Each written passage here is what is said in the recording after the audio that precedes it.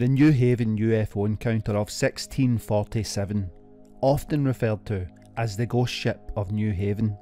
This is one of the earliest recorded instances of a mysterious aerial phenomena in American history. Wait to hear this.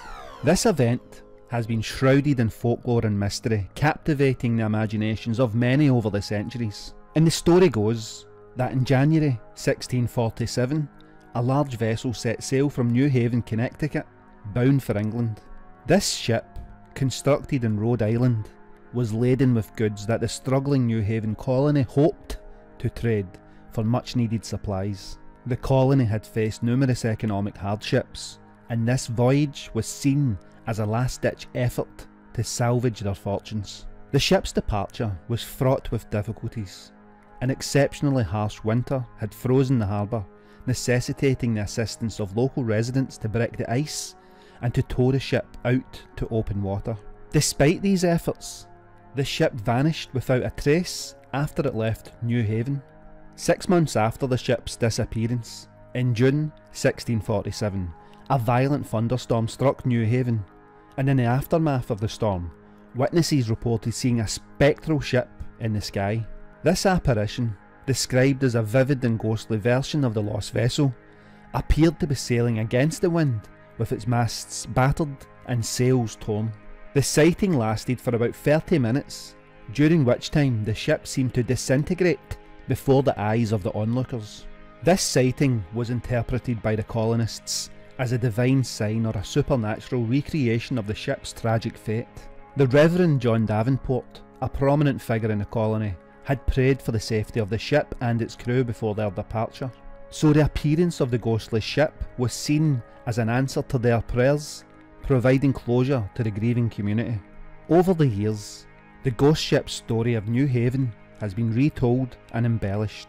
It became a staple of local folklore, and this encounter has been cited as one of the earliest examples of a UFO sighting in America, predating the modern concept of unidentified flying objects by centuries.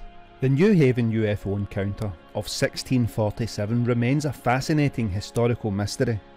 Whether viewed as a supernatural event, a divine message, or an early UFO encounter, it continues to intrigue and inspire those who hear about the tale. It's a testament to the enduring power of folklore and the human desire to find meaning in the unexplained. In 1702, the Reverend Cotton Mather documented this encounter in his book Magnalia Christi Americana that was published in 1702. Cotton Mather documented this event based on a letter he'd received from a pastor in New Haven. The letter described the apparition of the ship in the air, which many believed was a divine sign or a supernatural occurrence. Mather's account is one of the earliest recorded instances of such phenomenon in American history. Mather is perhaps best known for his involvement in the Salem witch trials of 1692 through 1693. He documented these events in his book Wonders of the Invisible World in 1693, where he defended the trials and the existence of witchcraft. Mather believed that the devil was actively working to undermine the community, and his writings reflect the intense fear and hysteria felt at the time. In 1688, Mather wrote about the case of the Goodwin children in Boston, who were believed to be possessed by demons. This incident begins when the children start exhibiting strange behaviours and fits, which were attributed to witchcraft at the time. Mather's account in his book, Memorable Providences, relating to witchcrafts and possessions, dated 1689, detailed the events and served as a precursor to the Salem witch trials. Mather also documented natural phenomena that he interpreted as signs from God. One such event was the New England earthquake of 1727.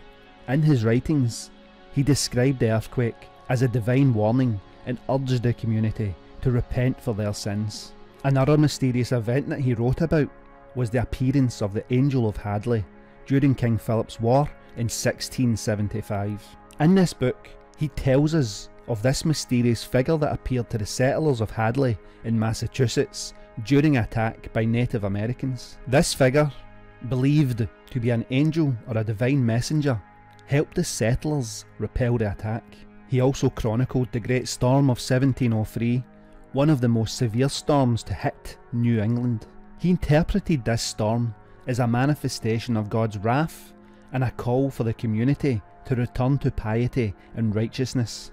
These accounts reflect Cotton Mather's belief in the supernatural and his view that many natural and unexplained events were manifestations of divine intervention or demonic activity.